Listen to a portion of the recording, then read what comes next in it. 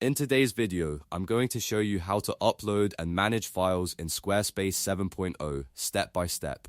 Whether you want to add PDFs, documents, guides, or client files to your website, this quick tutorial will help you organize everything properly inside the asset library. And if this video helps you out, don't forget to hit like and subscribe for more simple website tutorials just like this. Let's jump in. First, log into your Squarespace dashboard. Once you're inside, click on Website from the main menu. This is where Squarespace keeps your site settings and content tools. From there, look for Asset Library and select it. If you want a faster way to get there, you can also press the / key on your keyboard and type Asset Library into the quick search bar. Then, open it from the results.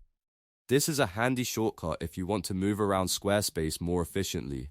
Once the asset library opens, you'll see all of your uploaded assets in one place. This area is especially useful because it keeps your files alongside your images, and each document will be clearly marked with a document icon so you can quickly tell the difference between media files and documents.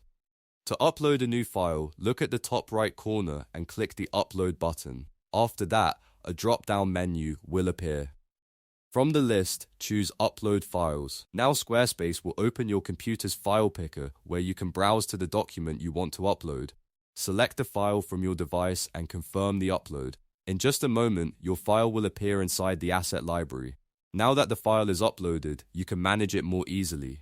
If you have lots of documents, folders are a great way to keep everything organized.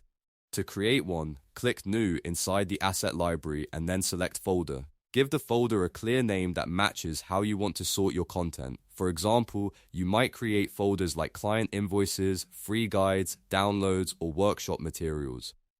Good folder names make it much easier to find files later, especially as your website grows. After creating your folder, you can drag and drop files into it. This is one of the simplest ways to organize your library without having to upload everything again. Just grab the file tile and place it inside the folder you want. Keeping files sorted this way saves time and makes your asset library much cleaner and easier to manage. If you ever need to remove a file, Squarespace makes that simple too.